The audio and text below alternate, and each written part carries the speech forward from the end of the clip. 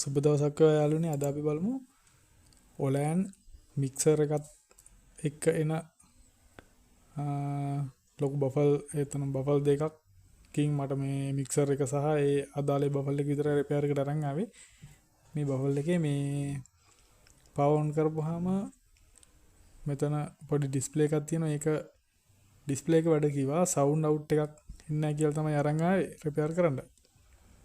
මේ විදිහට මම ඔයාලට පෙන්නන්නම්. පවර් ඔන් කළා. පවර් ඔන් වුණා. මේකේ වොලියුම් අඩු වැඩි කරාට කිසිම හම් එකක්වත් එන්නේ නැහැ සවුන්ඩ් අවුට් එකෙන්.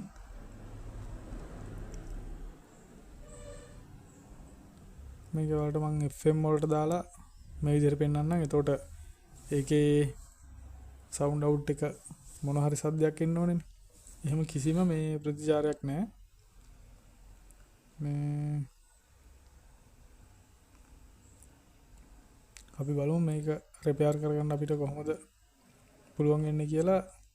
මම මේකට කලිනුත් මේ වගේම AV Vox බෆල් දෙකක් රිපෙයාර් කරන වීඩියෝ එක කලින් එකතු කරලා තිබුණා. ඒකත් මේ වගේම ලොකු මික්සර් එකක් එන මේ බෆල් එකක්.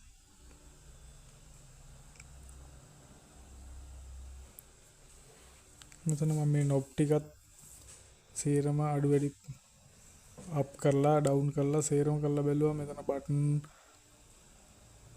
ස්විච් වල මොන හරි ප්‍රශ්නයක් තියෙනවද කියලා එහෙමවත් මොකවත් නැහැ. හැම්මයක්වත් අතර මෙන්නේ නැහැ. මෙන්න මෙතන තමයි යාළුවනේ පවර් ඇම්ප් එක තියෙන්නේ. මේකේ මේ අපිට කූලින් ෆෑන් එක සවුන්ඩ් එක ඇහෙනවා ඔන් වෙලා තියෙනවා.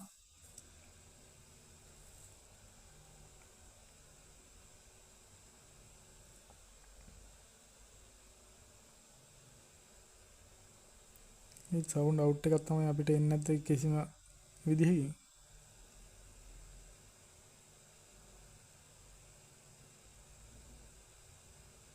අපි බලමු මේ ඇම්ප් එක ගලවගෙන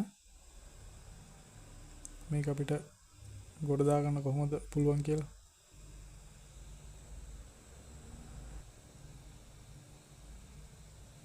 මම මේකේ පවර් ඇම්ප් එක තියෙන පැත්තේ ඇනටික් ගලව ගන්නවා. අපිට මික්සර් එක සයිඩ් එකේ එතන මේ ඒ ටික චෙක් කරගන්න පුළුවන්. අපි මුලින්ම පවර් ඇම්ප් එක පැත්ත චෙක් කරගෙන ඉමු. මේ වගේ සර්කිට් එකක් තමයි තියෙන්නේ. මේක කලින් රිපෙයාර් කරලා තියෙනවා වගේත් පේනවා. මේ පාත් වගේ කපලා වයර් වගේක් එහෙම දාලා තියෙනවා.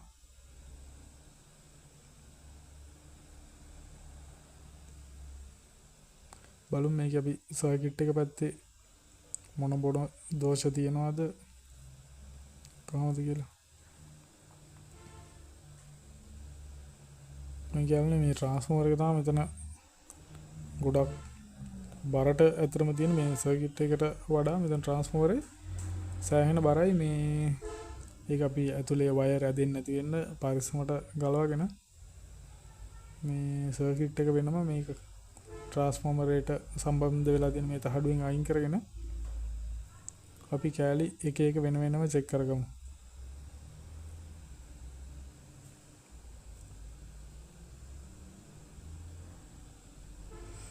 ඔයාලට පේනවාද මේ මෙතන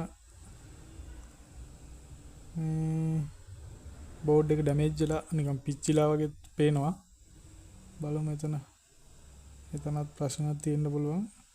ආනයි යාළුවනේ මේ කලින් රිපෙයාර් කරද්දි එතන තියෙන කෑලි මාරු කරලා තියෙන බව තමයි පේන්නේ.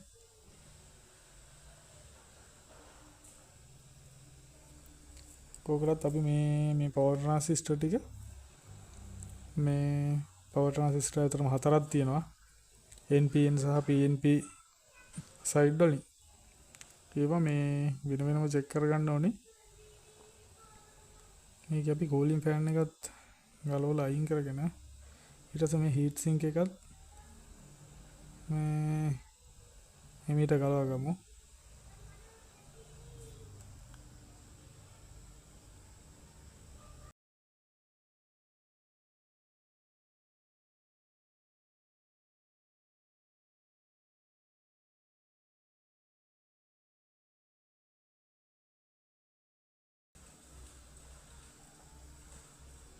මම පවර් ට්‍රාන්සිස්ටර් දෙකේ යන හතරත් ගලවගෙන ඒකත් එක්කම ඔයාලට මේ බෝඩ් එකේ ඇතුලෙන් පෙන්වන්න ෆෑන් එක අයින් කරපුවාම මෙතන බලන්න මේ කොම්පොනන්ට් වල ඒ කියන්නේ පින් අග්‍ර මලකඩ කාලා තියෙනවා සෑහෙන්න මේ පවර් ඇම්ප් සයිඩ් එකේ කැල් ටිකක් තමයි මම ඔයාලට මේ පෙන්වන්නේ. ඒ වගේ හැම මේ පින් එකම වගේ ट्रांसिस्टर रेसिस्टर ඊට පස්සේ මේ මයිලර් මේ හැම එකකම මේ බලන්න සෙනා ඩයෝඩ් තියෙනවා ඊට පස්සේ ජම්පර් වයර් තියෙනවා ඒ සියරම මේ පින් මල්කඩ කාලා තියෙන්නේ අපිට රිපෙයාර් කරගන්න නම් අතර මේ මේ සියරම කැලි ටික මාරු කරගන්න වෙන තත්ත්වයක් තමයි මේ පේන්නේ. මේ බලන්න වලට මේ හොඳටම පේනවා ඇති මේ මෙතන ට්‍රාන්සිස්ටර් එකම කැඩෙන්න ඕන මෙන්න. ගොඩාක් මේ කූලින් ෆෑන් එකේ පවර් එක වැඩි හින්දා තමයි මේවා මේ පින් එහෙම මලකට කාලා තියෙන්නේ අර ජල වාෂ්ප ගතිය වගේ වැඩිපුර ඇදපුවාම මේ ඔක්සයිඩ් වෙලා පින් මලකට කාලා ටක් ගාලා සවුත් වෙනවා. මේවා අර අවුට්ඩෝර් බෆල් හින්දා මේ සර්කිට් එක පැත්ත මේ විදිහට ඩැමේජ් වෙනවා වැඩි.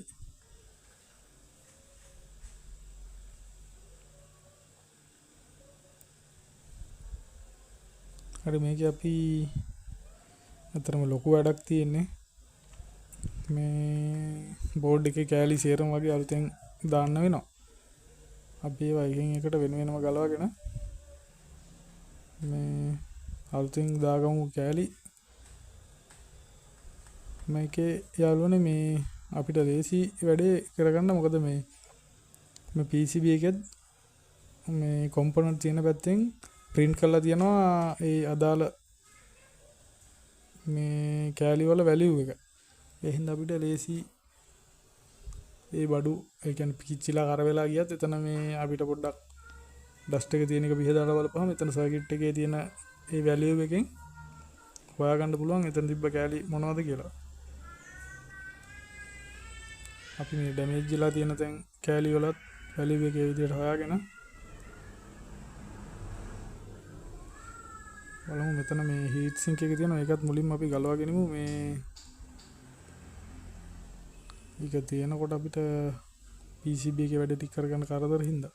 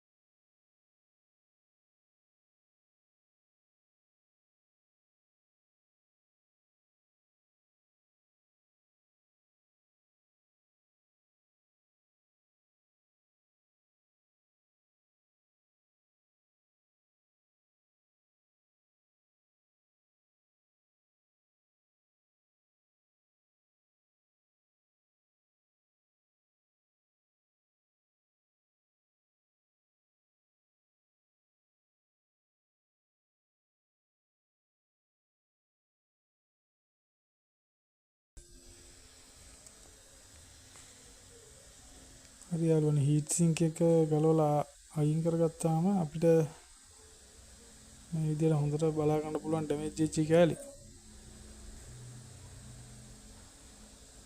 මේ බලන්න ඔයාලට පේනද දැන් හොඳටම මේ ගොඩක් ඩැමේජ් වෙලා තියෙන බෝඩ් එකට.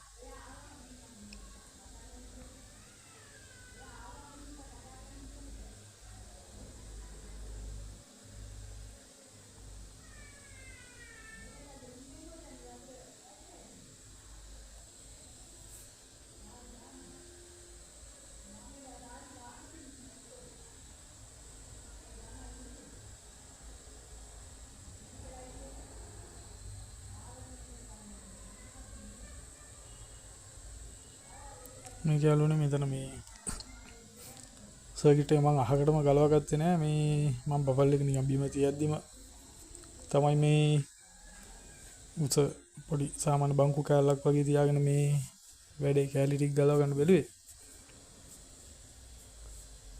හරි. අපිට මෙතන බලමු මේ පවර් ට්‍රාන්සිස්ටර් හතරත් කොහොමද මේ අර පොඩි කෑලිත් එක්කම වගේ ඒ වැඩ මෙජ්ජලා දෙන හින්දා මේවත් පිච්චිලාද කොහොමද කියලා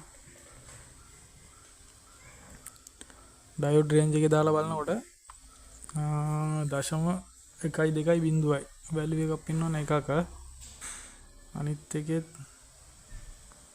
0.1 අපි මේ මල්ටිමීටරේ ප්‍රොබ් එහෙමත් මාරු කරලා බලන්න ඕනේ. එතකොට මෙතන මේකත් බලන්න මේ කැඩිලා තියෙනවා වගේ.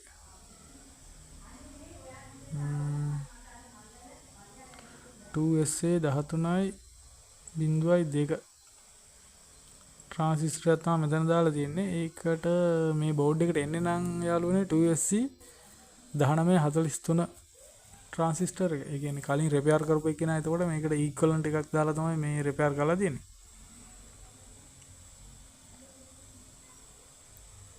අපි බලමු මේකෙත් දැන් මේ පින් එක කැඩිලා තියෙන එකත් අයින් කරගෙන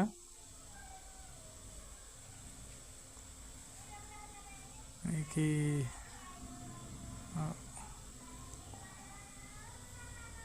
මේ කැල්ල ගලවලා අයින් කරගෙන ඒකට අලුත් කැල්ලක් අපිට දාන්න වෙනවා. මේ පින් එක එකක් මැදින්ම කැල්ලලා තියෙනවා. එතකොට අර හීට් සින්ක් එකට ඇනේ දාපුවම ඒක PCB එක පැත්තට සෝල්ඩරින් කියන්නේ පාස් කරන්න පින් එක දිගමද වෙන හින්දා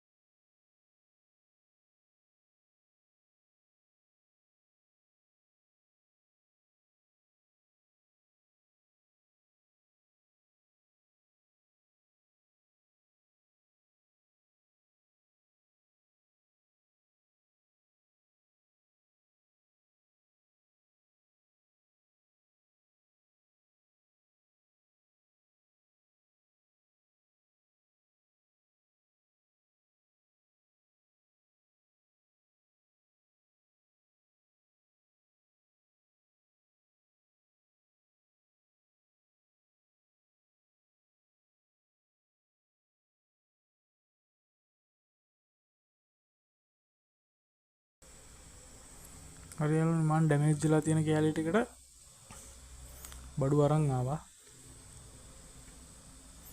අපිට ගොඩක් කැලි අතරම මේ දාගන්න තියෙනවා. මේකේ මේ අර අනිත් පවර් ට්‍රාන්සිස්ටර් දෙක මට මාකට් එකේ ගන්න තිබුණේ නැහැ. ඒකට දැන් මට ආයි තව දවසක යන්න වෙනවා. මං දැනට තියෙන කැලි ටික මෙහෙම දාලා මේක 2SC 5200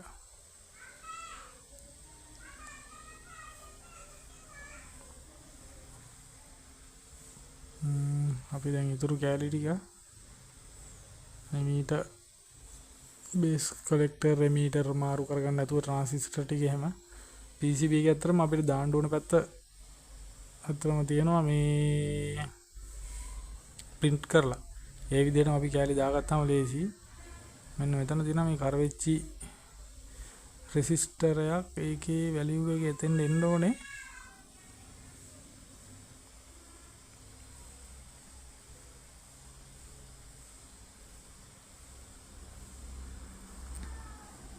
මේවට යාළුවනේ මේ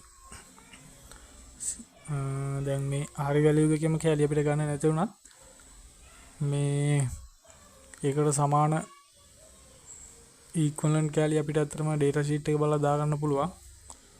දැනට මේ ටික මට ගන්න මාකට් එකේ තිබුණ නිසා මේකට ඉක්වලන්ට් එහෙම දාන්න ඕනේ බඩු මොකවත්.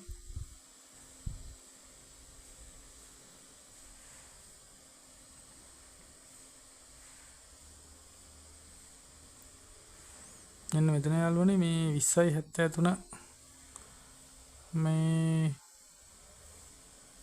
පවර් ට්‍රාන්සිස්ටරයක් මේ ට්‍රාන්සිස්ටරයක් තමයි මෙතන තිබුණේ. ඒකට මේ බෝඩ් එකේ කලින් රිපෙයාර් කරපු එකන දාලා තිබුණා වෙන જાති එකක්. ඒකත් මේ ඉක්වලන්ට් ඒ කියන්නේ මේ ඩේටා ෂීට් බලලා තමයි දාලා තියෙන්නේ. ඒ හින්දා ඒක ප්‍රශ්නයක් නැහැ. වැඩ කරන්න ඇති ඒ කාලේ එහෙම තිබුණේ කොටත් මේ මම මේ PCB එකේ එන ඒ මොඩියුල් එකෙන්ම ඒක ඇල්ලගෙන ආවා. C2073 තමයි මේකේ එන්නේ බෝඩ් එකට. ඊට පස්සේ මෙතන තියෙන හයි වෝල්ට් රෙසිස්ටර් දෙකක් 1 වෝල්ට් 120 ඕම්. මෙතන බලන්න යන්නේ. මෙතන මම 1.5 කියලා කිව්වේ 1.5 කියන්නේ මට වැරදුනා. 1.8 තමයි එන්න ඕනේ මේ බෝඩ් එකේ වුණාට කලින් හදපු එක නේ 1.5 දෙකක් තමයි දෙපැත්තට යූස් කරලා තිබ්බේ. අපි ඒකේ 1.8 එන එක දාගමු. මම ඩැමේජ් වෙච්ච කැලිටි මේ විදිහට මේ අතන මාරු කරගත්තා. ගොඩාක් වීඩියෝ එක දිග වෙන හින්දා මේ කැලි මාරු කරන ටික දැන් වලින් තමයි ඔයාලට වීඩියෝ එකට එකතු කරේ. කැපැසිටර් එහෙම තියෙනවා යාළුවනේ මේ පොඩි වගේ මේ යෝගේ පින් එක මේ බලන්න මෙතන තියෙන වගේ මේ ට්‍රාන්සිස්ටර් තියෙනවා මේ පින් මුලින්ම ඩැමේජ් වෙලාම ගිහිල්ලා කර මුලින්ම මලකඩ කාලා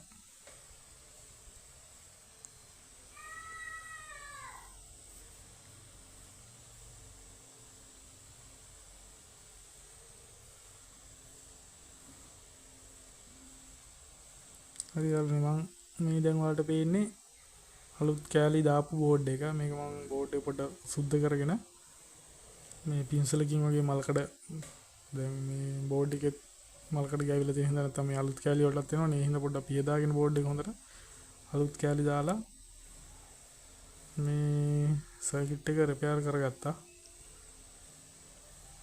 දැන් අපිට මේ පවර් ට්‍රාන්සිස්ටර් 4 දාලා මේකේ සවුන්ඩ් එක චෙක් කරගන්න තමයි තියෙන්නේ අතන.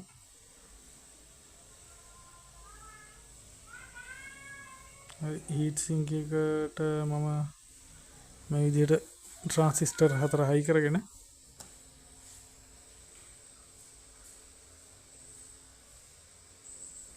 2SC 5200 එකක් යනවා. ඒකම අනිත් පැත්ත 2SA 1943 තමයි එන්නේ.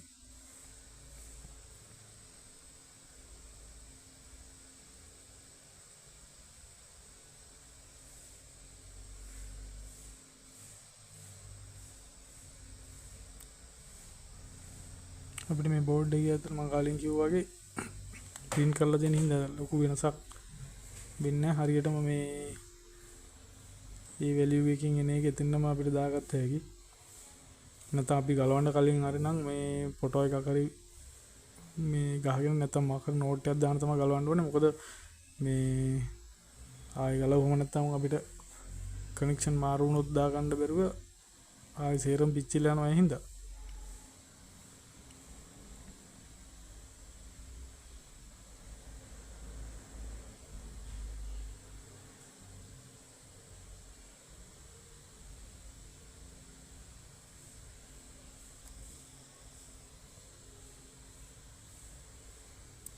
හරි මං මේ විදිහට හයි කරගන්නවා බෝඩ් එක. දැන් අපිට පවර් දීලා චෙක් කරගන්න විතරයි අතන තියෙන්නේ. දැනට අපි අනෙක් එක නොදා මේ බලමු සමහරට උඩ මික්සර් එකේ පැත්තෙන් මොන හරි ප්‍රශ්න තියෙන්නත් පුළුවන්. ඒ හින්දා අපි නිකන් අන දාන්න නැතුව කෝකටත් මෙතන මේ PCB එක වැටෙන්නේ නැති වෙන්න එහෙම තියාගෙන පවර් කරලා බලමු.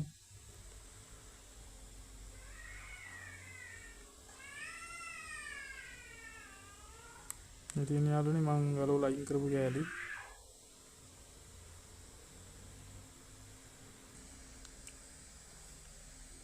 මම මේකේ එළියේ අනිත් බෆල් එක මේ මට කස්ටමර් රිපෙයාර් ඒ කියන්නේ අරන් ආවේ නැහැ අතරම මේ තනි බෆල් එකක් ගෙනාවු හින්දා ඒකට මම අඟල්ලටි ස්පීකර් සම්බන්ධ කරගත්තා ඔඩියෝ අවුට් එකට. අපිට මේ පැත්තත් ඒ විදිහටම එතකොට චෙක් කරගන්න පුළුවන්. හරි පවර් ඔන් කරා.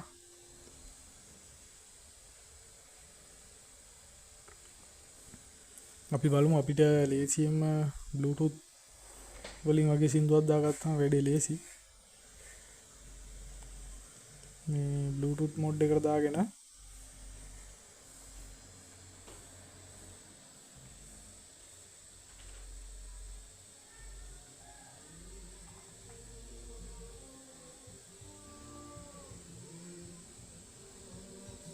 හරි යාළුවනේ ඔයාලට ඇහෙනවා ඇති සද්දේ මේ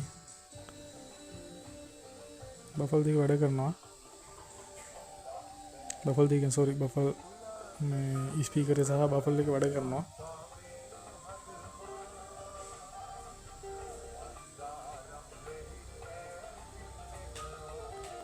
ඔයාලට මම දෙපැත්ත බැලන්ස් කරලාත් පෙන්නන්නම්. මේ අපි එළියෙන් තියෙන ස්පීකරේ සහ මේ බෆල් එකේ සවුන්ඩ් එක වෙන වෙනම එන විදිහට අපේ වැඩේ සාර්ථකයි අතරම.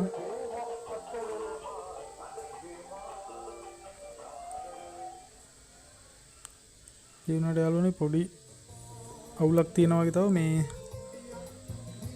බේස් වදිනකොට ඇණයක් හෙල්ලෙනවා වගේ සද්දයක් එනවා මේ ලොකු බෆල් එකේ. අපි ඒකත් බලමු ආයෙ පාරක්. මේ ඇතුලේ අර හීට් සින්ක් එකට දාලා තියෙන ඇණයක්වත් බුරුල් තද කරගන්න බැරුව එහෙම තිබුණාද දන්නේ නැහැ. බලමු පොඩ්ඩක් ඒකත්. මේ දැන් මේ බෆල් එකත් මේ ස්පීකර් එක වැඩ කරනවා. ඒ කියන්නේ මෙයාගේ බෆල් අවුට් එක අනිත් එකත් මේ විදිහට සද්ද දෙන්න තියෙනවා. බලමු මේ සද්දෙට එන්න හේතුව මොකක්ද කියලා. හරියල්නේ මම මේක හොයාගත්තා. මේ ෆෑන් එකේ මේ බලන්න මෙතන මේ පොඩි ප්ලේ එකක් තියෙනවා ෆෑන් එකේ. ඒතකොට බේස් වදිනකොට මේ අපි සද්ද ගොඩක් වැඩි කරලා හද්දි ටික් ටික් ගාලා මේකේ ෆෑන් එක වදිනවා පල්ලෙහාට. මේ ඒ කියන්නේ ෆෑන් එකේ ආමේචරේ හෙල්ලෙනවා වගේ එකක් තමයි වෙන්නේ. ඒකට මම වෙන ෆෑන් එකක් මාරු කරගත්තා. දැන් හරි දැන් උපරිම සද්ද වැඩි කරලා තිබුණත් එහෙම ප්‍රශ්නයක් නෑ. මේ හොඳට වැඩ කරනවා. DS ඉලෙක්ට්‍රොනික් මගේ YouTube channel එකත් එක්ක එකතු වෙලා හිටියට සුබ දවසක්.